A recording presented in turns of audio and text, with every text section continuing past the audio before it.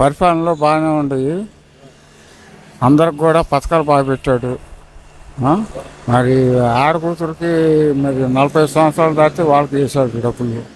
మరి కాలేజీ పిల్లలకి వాళ్ళకి వేస్తున్నాడు, డబ్బులు వేసాడు. ఫీజు రీంబర్స్మెంట్లు పెట్టాడా? కాలేజీ పిల్లలకి ఫీజు రీంబర్స్మెంట్ ఇస్తున్నాడా? రాజశేఖర రెడ్డి ఇచ్చిందే కూడా అది.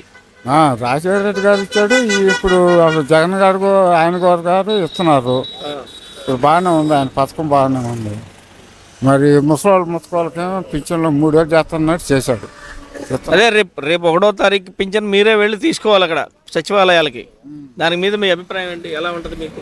మాకు ఇంటికి వచ్చి ఇస్తేనే బాగుంటుంది. ఇప్పుడు సచివాలయం బాగుంటే లైన్లో నిలబడాలి, పనులు అనుకొని ఉండాలి. ఇప్పుడు సచివాలయం బాగుంటే లైన్లో నిలబడాలి. మరి ఇవ్వాలంటే లేట్ పట్టిద్ది. మరి ఇక పని మానుకోవాలి కదండి.